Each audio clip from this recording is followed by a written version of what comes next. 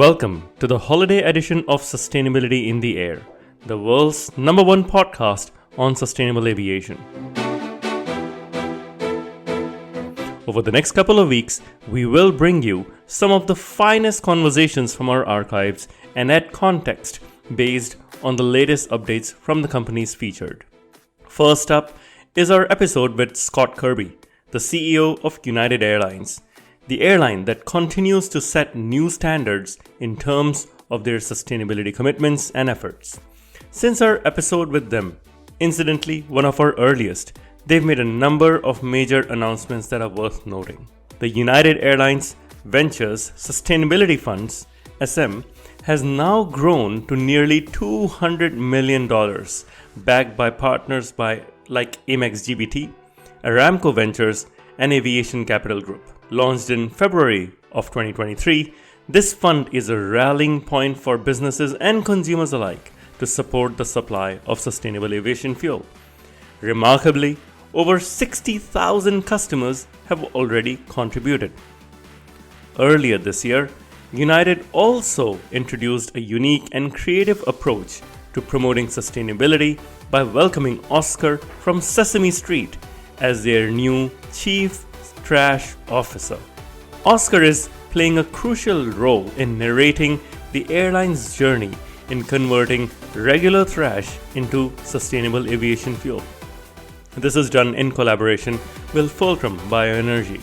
In another significant stride, United Airlines has committed to purchasing up to 1 billion gallons of sustainable aviation fuel from Houston-based Cemvita.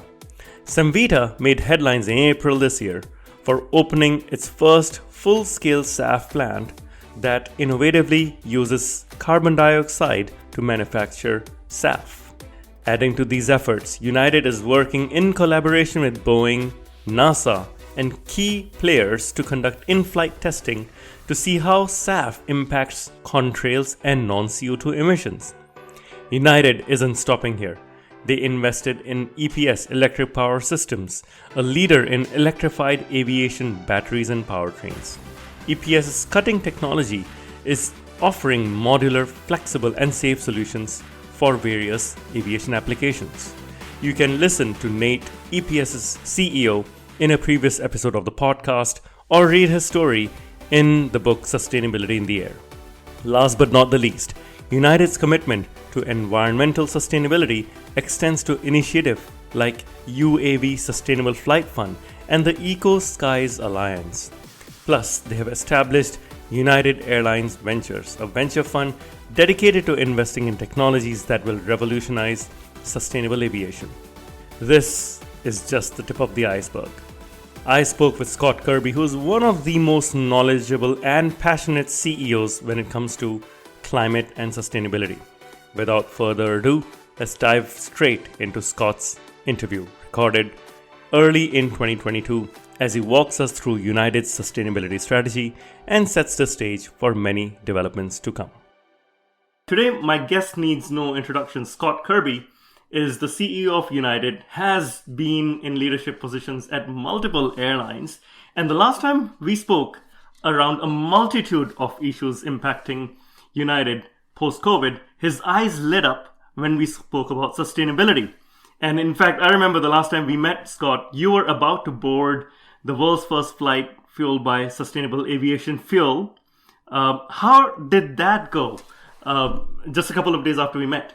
It was great. It was exciting to be the first airline in the world to carry passengers on a flight with 100% sustainable aviation fuel running the engine. And we set out, it's a demonstration flight, but mostly to prove that it can be done and that it operates exactly like a regular jet fuel, which it did.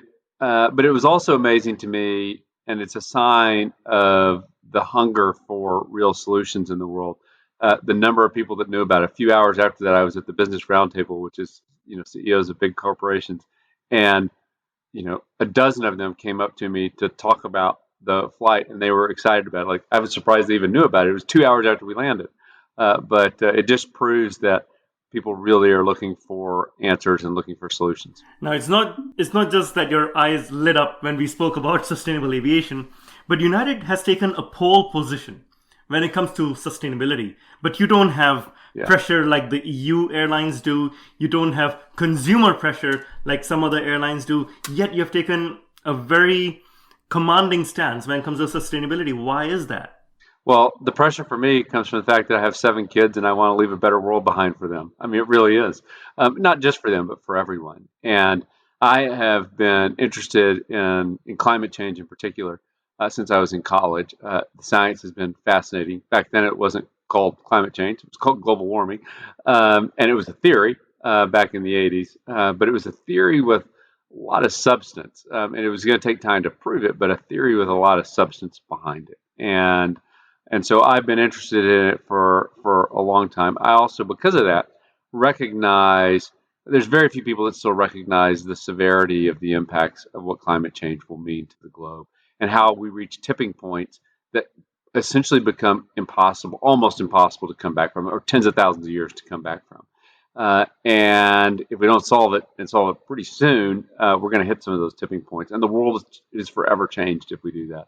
And because of that, I view it as the biggest issue for our generation to solve and leave. And if we don't, our kids and grandkids are going to curse us for not doing it. So that's plenty of motivation for me to try to do the right thing and make a difference.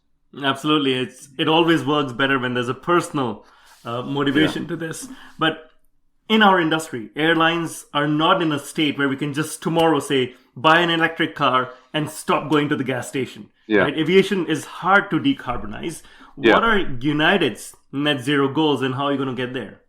Yeah, United is one of those hard to decarbonize industries. It's not the only one, but at United, there's really 3 pillars that we're looking at. One is sustainable aviation fuel, which we've talked a little bit about, but United's commitment to sustainable aviation fuel is now more than double all the rest of the world's airlines combined, which is pretty amazing. But it's still a drop in the bucket. But we're investing in companies and trying to grow them and scale them up so that it can be a huge part of the solution. It's the biggest part of the solution. Second one is technology. So electric aircraft, hydrogen-powered aircraft, there's going to be a market for that, particularly smaller airplanes flying shorter distances. But they're not going to take over the plane, flying across the Atlantic with a lot of customers on board. And then the third, and I think most important pillar, is carbon sequestration. And United has made a commitment to be 100% green and said we will do it without using traditional carbon offsets. Carbon offsets are basically people saying that they're going to plant trees or pretending that they're, or saying they're going to not cut down trees. And look, there's nothing wrong with planting trees. But the problem is it's not scalable. One, the problem is most of those programs are fraud. They're not real. They're trees that were never going to be cut down anyway.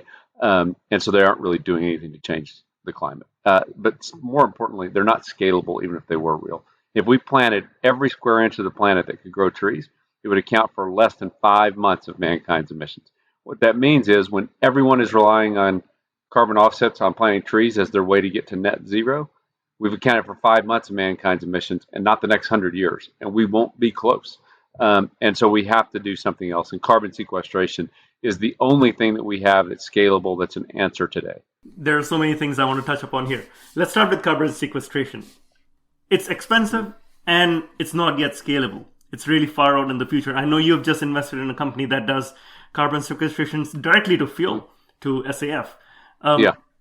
Yeah. How does sequestration scale, and how do you bring the cost down? So I think carbon sequestration can scale. Most of the people that I talk to that are experts, they obviously believe it. And really what carbon sequestration is it's taking carbon directly out of the atmosphere and it's putting it in the rocks. That's the normal process that the planet recycles carbon. It's just greatly accelerating it. But it's really using the natural process.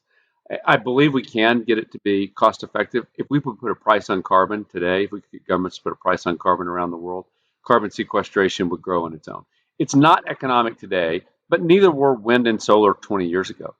20 years ago, everyone thought wind and solar could never compete with fossil fuels. But today it's cheaper to produce a megawatt of electricity with wind or solar because there were government support, government credits to build and grow the industry. It scaled, it got economies of scale. And now it is cheaper. And exactly the same thing can happen with carbon sequestration. We just need the right government policy and support to drive the growth of that industry. Now, the interesting thing is I'm curious to know how this will work for me as a passenger. If I'm flying United from New York to Heathrow, which I'm doing this summer, is there an option for me to say, okay, offset my flight using carbon sequestration, and will some company in Iceland suck this and put in a rock? How does this work from a passenger perspective? Yeah, there's not yet, but what we do have an option for corporations to sign up with something called the Eco Skies Alliance, where they're purchasing sustainable aviation fuel instead of regular jet fuel, because sustainable aviation fuel is also more expensive.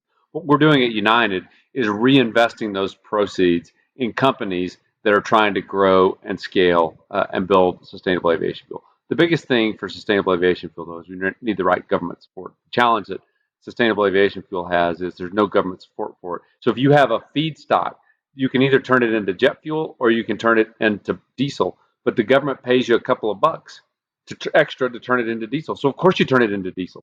The frustrating thing is that's an industry that can be electrified. Ground transport can be electrified, and we need to get jet fuel on the same sustainable aviation fuel on the same level playing field as renewable diesel and ethanol. Absolutely. Now, you mentioned earlier that United has committed to double the SAF supply of the entire rest of the world's airlines combined. Now, when will I, as a customer, be seeing SAF on board my United flights?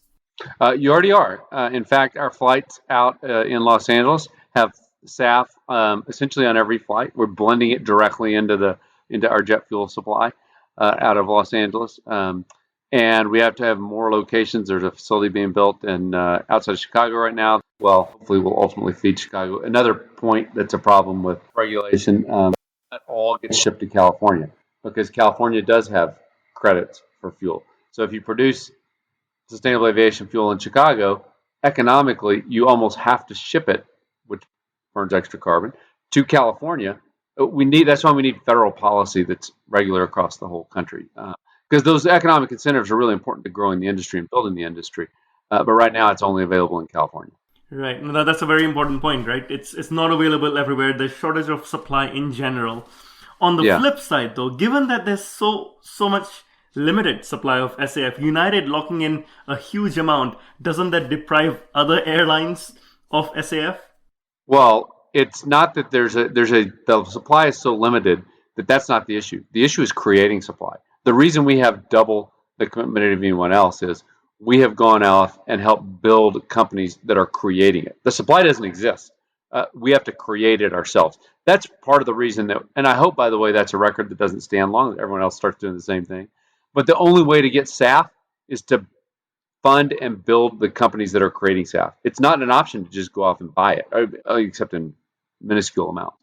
And that's why we're so much bigger, is because we're building the supply. We're not taking the supply from someone else. We're actually creating the supply. Right. And for SAF, what percentage of United flights, percentage-wise, currently have SAF, and do you have a percentage as interim goals for SAF as well? So we want to grow our SAF to 10% of our total use by the end of the decade. That tells you something. I mean, that's hard to do, but it's still just 10%. But by the time we get to 10%, we will be far enough on. If you look at the cost curve, the supply curves for wind, solar, the same is going to be true for SAF. It's a curve that looks like this. It goes flat and then it goes really steep inflection up. And so the point is to have enough feedstock and enough companies building feed, because we need multiple feedstock to do it, that it can scale to really get to what we hope will be 50% of our total needs in the decades to come. Wow, that is significant, and I'm hoping that will reduce. Now, SAF, of course, it reduces emissions dramatically, but it doesn't bring them down to zero, right? So you mentioned SAF, you mentioned sequestration, and then you mentioned technology. Right? Yeah. And United, through the United Ventures arm, has taken, again, a pole position investing in the future of aircraft technology. But that's really long term. What's the play here? Is it really just long play for technology? There are shorter term plays. A lot of it is long term. I mean, some of these hard to decarbonize industries, you can't snap your fingers overnight and change it. SAF is, of course, the biggest one. That's also a technology play. The biggest thing that we could do in the short term, and the lowest hanging fruit, and it's so frustrating that we can't get it done, is air traffic reform. we could cut emissions in the United States by 10 to 15% just by essentially using the GPS that we have on the airplane. Today we can't. If you fly across the country, you will notice that instead of flying in a straight line, you occasionally do slight right turns, slight left turns. You're flying highways in the sky that were laid down back in the 1920s. It used to be bonfires. Now they're radio signals. But you fly over the same radio signals that used to exist that used to be bonfires in the 2020s.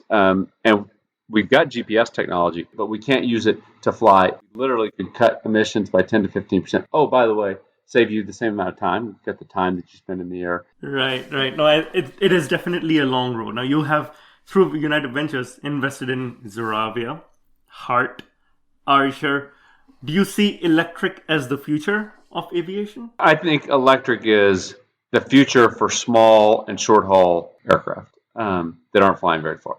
But it is not the future for big airplanes, flying long distances. The weight of batteries we would need to fly a plane from Newark to India far exceeds the maximum takeoff weight of the airplane, without even considering you need to have an airplane and you need to have passengers, and the batteries just don't have nearly enough energy density for big airplanes to fly long distance, which is why electric and hydrogen have a role to play in part of the aviation system.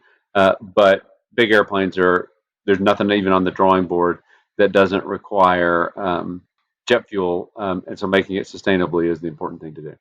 If you want something really far out, I will tell you the one thing that I've talked to someone about that could, which is, for those that have followed climate change, the silver bullet is fusion energy, which is completely clean energy. But it's replicating the process that happens at the center of the sun, merging hydrogen into create larger elements and getting energy out of it. But it's been 20 years away for 30 years, and it's still 20 years away. But there are people that say they've got modular fusion reactors that are, like the size of 4 refrigerators that would fit on an airplane. But that's way, way off in the future and probably really unlikely. I don't think it's ever going to be real. Wow.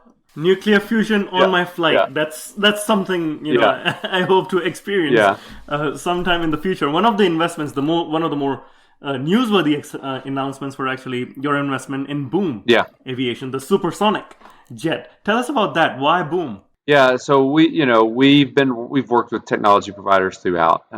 At United, we also view ourselves as the leader in global aviation. So it's logical, if anyone's going to do it, it would have been United. And supersonic is something our customers would really love, and the technology has come a long way, an awful long way. I mean, the supersonic was really designed in the late 50s, early 60s. The Concorde was, and technology obviously has come a long way. It's the first aircraft engine ever designed from the ground up to run on 100% sustainable aviation fuel. So it was important to do it sustainably. But it fills a market need that customers want, and our customers and employees have been really excited about it. I was surprised at the number of emails I got from friends that said, "How do I book a flight on the first? How do I book a ticket on the first flight?" I'm like, well, it's a few years away, so you can't. But I appreciate the attitude. I think you need to do Elon Musk launching the Cybertruck and take bookings the day you announce it. and your forward bookings is going to pay for it. I'm going to leave being Elon Musk to Elon. No one does it like him. Exactly. Now, one of the reasons back in the day supersonic didn't work was it was really inefficient in terms of fuel consumption. Yeah. How do you overcome this problem going forward with Boom? It's not electric. Yeah, the energy, the technology is different. So the Concorde had 4 engines and it ran on afterburner. Afterburner is you run the fuel through the normal engine and then you just dump raw fuel into the exhaust, and the exhaust is so hot it ignites the fuel and creates extra power. If you ever see, military fighter jets, doing their screaming by, and you look at the tail, the reason there's fire in the back is that's the afterburner. But afterburner is incredibly inefficient. This airplane runs on 2 engines, like all the other airplanes we have. And burns fuel in the normal way, so it is a fraction of the fuel burn that the Concorde would have experienced. But you would expect that. It's The Concorde was literally 60-year-old technology compared to what this aircraft is running on. Exactly. Now, one of the things Boom's founders have said is it will run on 100% SAF. Is that something United is planning to do?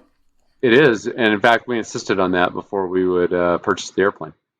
Okay, so one of the things is because it consumes a lot of fuel. One of the stats I read was if there was a Boom flight using 100% SAF, it would basically use up 80% of Europe's SAF supply just for one flight. Isn't that taking SAF away from lots of passengers for less than 100 passengers doing supersonic?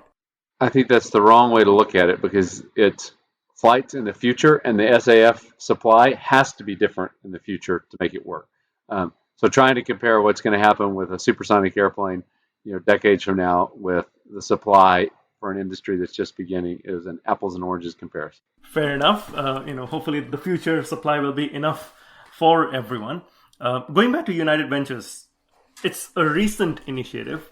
It's a little different from other corporate venture efforts from airlines. What's the strategy behind United Ventures? It really is to look to the future and to use our clout as a user of the technology to change the world. And we look for world-changing technologies, whether it's in sustainable aviation fuel, hydrogen-powered airplanes, carbon sequestration, supersonic airplanes. They don't all have to be world-changing. But we're biased to find world-changing solutions, and you've mentioned one of them, which is one of our partners, is going to use renewable energy, so wind or solar, we can literally take carbon out of the atmosphere and ultimately turn it into, combined with water, and turn it into sustainable aviation fuel, literally making jet fuel out of thin air. Those kinds of, world-changing products are hard to do in the normal corporate environment. And so, UAV is designed to be outside of it, willing to, swing for the fences, willing to take chances on new technologies that are still being developed, because that's how you get them developed, is for somebody to invest in them early. And so that's really what UAV is designed to do. And no one else is doing it, because I think we have a different culture and a different attitude at United, that we're willing to take risks. We want to be a leader. We know everything we do won't work out, but if we just we get one or two hits, it can really change the world. Absolutely. One of the things that stood out to me about what you just said was that United wants to be a user. You want to be a customer as well as propagate the technology, right? Yeah. Is that the key marker for whether to invest in a technology, whether United can use it or not? Well, it doesn't have to be, but we're certainly biased towards things that we can use, because we also bring expertise then, so we're working with Boom, Archer, with Hart. We work with all of them to also help them with our expertise, help them design the airplane. The airplane that Boom is building is going to be different because it was built from an engineering perspective. We're building it now to take the customer comfort. One of the other things, if you ever flew the Concorde, it was cramped and like this because it was an engineer airplane. And so designing it, that it works, figuring out how to work with the FAA certification process. How are these planes going to work in airspace and airflow? An Archer airplane can't just, fly from Midtown Manhattan to Newark Airport the same as it might, in another part of the world where there's not crowded airspace. And so we bring expertise to the table that helps them. They can create a great product for us, innovative technology for our customers, but it's a symbiotic win-win relationship. How much of this is strategic investment versus financial investment, or is it both from United? It's mostly strategic. To the extent that we get it's almost exclusively strategic. To the extent we get a financial pay, we negotiate to try to get a financial payoff if it's successful. If it's really successful, we ought to share in the benefit. So we negotiate hard to do that. But we view it mostly as a strategic investment. But believe, and look, it's already happening, that financially, we've made a really good return on those investments. But it's more strategic than it is financial. Recently, there was criticism about corporate venture models, which do strategic investments and not financial, because you get future shares at a very cheap price, and if it doesn't work out, you haven't really lost any money. Yeah. Is that something that's come up in your discussions? I don't think so. Well, no, I haven't heard it from anyone. I think of it much like venture investing, which a venture investor is trying to do it for financial reasons, but they recognize they're going to hit a few home runs and they're going to have a bunch that don't work out. And I suspect the same will be true. I mean, I hope they all work out, but I suspect, as many investments as we're making and going to continue to make, they won't all work out. But you take sustainable aviation fuel. We've made a number of investments using different feedstock as an example, and some of them are going to, and also sometimes a different chemical process to get there. And time will tell which of those can be scaled and become economic, and they probably all won't, but many of them will. And so we're trying to make a lot of bets, but that's strategic and financial. You make a lot of bets on different feedstock and different chemical processes in SAF. The chances that you get something that's big and real are higher. The chances that you get a financial payoff are also bigger because you've spread your bets around. Right, exactly. Now let's talk about the passenger side of things. Bill Gates talks about this concept called green premium, in which the cost of jet fuel is X and the cost of SAF is 5X right now. The cost of carbon sequestration is even more. Airlines can't be expected to pay for this difference. Who pays? Is it me as a passenger who pays? Is it government subsidies? Who pays for this green premium, the difference, the cost of going green? Well, one, you got to be careful when people talk about those kinds of numbers. They're talking about what it is today. And I keep going back to, if you'd have said that 20 years ago, you'd have never built a solar farm. You'd have never built a wind farm. There'd be none, because that was true 20 years ago. And it's not going to be true in the future. We've got to get to the future by investing to get there. So you shouldn't pretend that today's economics are going to be the same 10 years from now, 20 years from now, 30 years from now, because they're not. That's probably the most important point. I think the more substantive part of the answer, which applies not just to aviation, it applies to all industries, is the best way to do this is a price on carbon. I mean, if you just put a price on carbon, it's such simple policy. It's so easy, and every business will figure it out. And as long as you have a price on carbon, everyone will figure it out. It's so easy, but in government, it's hard to get. Sometimes the answer is obvious, but getting there is not as easy as it sounds. But that's the answer. It takes some time. It takes some time and effort. Well, and look, truth be told, without doing that or something close to that, it's going to be hard for the globe to get this solved. If we try to do each little thing one at a time, and every industry is in there lobbying for their little piece. The highest emissions for the globe were last year, and it's going to be broken this year. The highest amount of coal burned in the history of mankind was last year. It's going to be broken this year. Like, the numbers are going up. We need a price on carbon if we're going to actually solve it. We got to be serious, and we got to realize it's not easy. Like, the problem with getting a price on carbon, in Washington or around the globe is, people want to have their cake and eat it too. You can't. There's no free lunch. I mean, you got to pay for it. Absolutely. Now, one of the things I've noticed in the past couple of years at United, through the pandemic, is what you told me when we first spoke, which is build back better. You wanted to come back and build back better. And that has been coupled with this. That's a loaded term now. Exactly. That was coupled with, visionary storytelling. United with boom in the middle of the pandemic. United's stance on staff vaccination. Now, United adding, I think, double the capacity across the Atlantic compared to the rest of the airlines, I believe, from North America. What's changed? There's a new vigor here post-COVID. What's changed at United? Yeah, we're really proud of what we're doing at United. Our people are proud. And we're just focused on trying to do the right thing. I mean, one of the lessons that certainly was emphasized, whether I knew it before or not, doing the right thing pays off. That's not the reason to do the right thing. The reason to do the right thing is just because it's the right thing.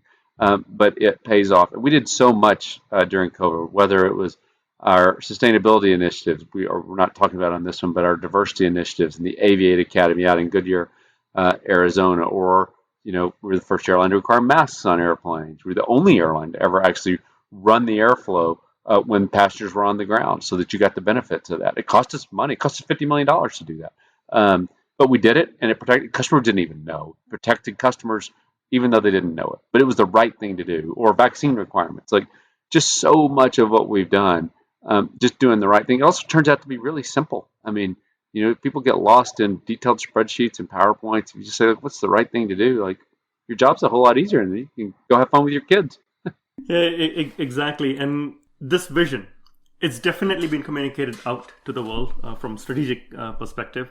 How do you communicate this vision to customers and United employees? Well, I've told the board at the end of the year, this past year, and I still now say it all the time, that it turns out I have the easiest job of anyone at United. I ask them to forget about that when they're setting my compensation, but I do have the easiest job because I only have one real responsibility, which is to make our employees proud.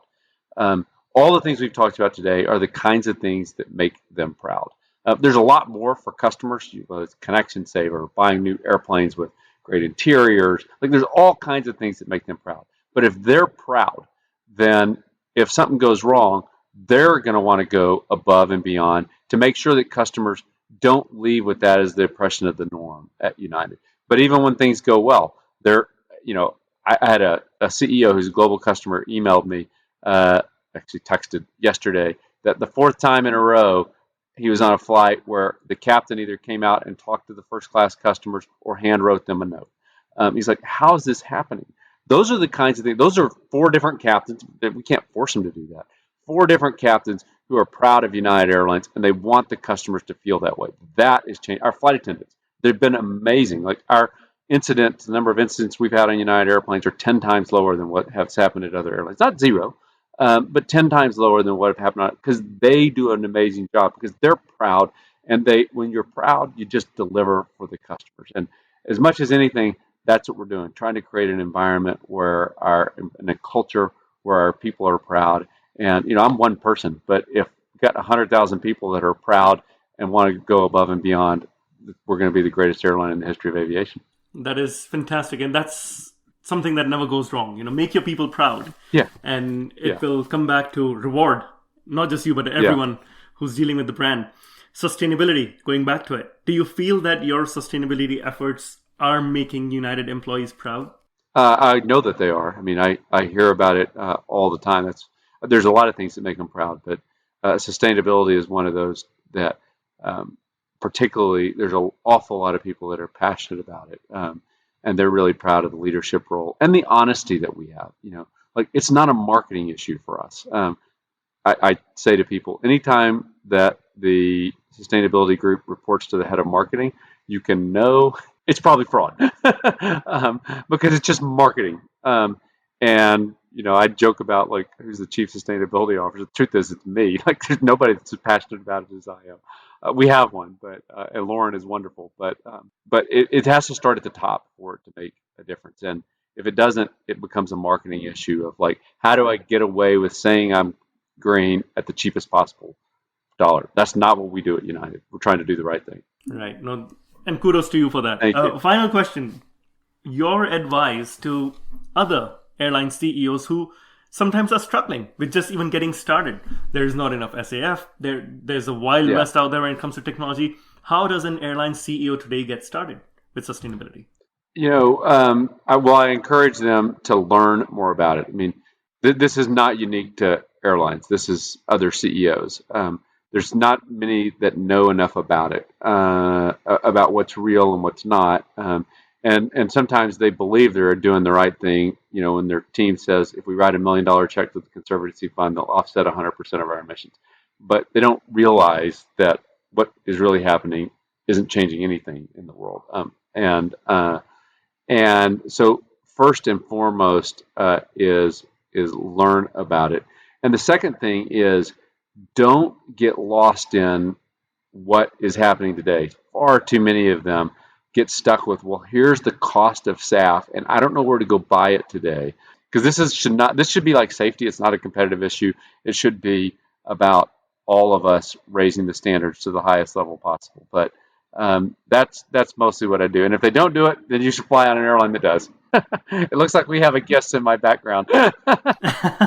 That's fine. That's why this is a podcast, so he can come and dance, and we won't have the BBC professor moment here. Oh, you can have him in there. He's one. I told him when we're done with this, we're going to the park. He likes to play in the creek with his brothers, so he's ready to go. He must have finished his homework, is what this means.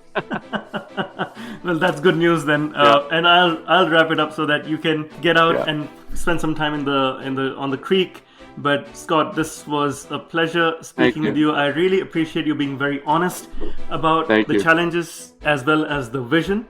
And I'm really looking forward to some of these investments you've made coming to fruition. Awesome. Thank you. I enjoyed it as well. Thank you for listening to this episode of Sustainability in the Air. Aviation is one of the hardest to decarbonize industries, yet there are multiple paths to get to net zero. Awareness is key to a green future. So please give us your support to help our sustainable aviation insights reach a wider audience. You can do this by sharing this episode on your network, on LinkedIn, Twitter, or even WhatsApp. Or perhaps you might consider leaving a review on Apple Podcasts, Spotify, or wherever you listen to this episode. You can start a conversation with us by writing to us at podcast@simpliflying, that's simply with an i.com. And for more content on sustainable aviation, please visit our website green.simplifying.com and join the movement. Sustainability in the Air is an original podcast by Simplifying. The show is produced by Juraj Toth in Slovakia. Dirk Singer is our Director of Sustainability, who leads research for each interviewee out of Greenwich, UK. Shubhadeep Pau is our supervising editor based out of Mumbai and Singapore. The articles are written by Ayushi Badola in Dehradun in India and Meera Hull in Montreal, Quebec. Creative design is led by Ligia Esteve in Montreal. Baiba Drimen is the project director for the show based out of Valencia, Spain. Special thanks to Wendy Sim in Singapore. And I'm Shashank Nigam, the CEO of Simplifying and your host. Please feel free to connect with me on LinkedIn.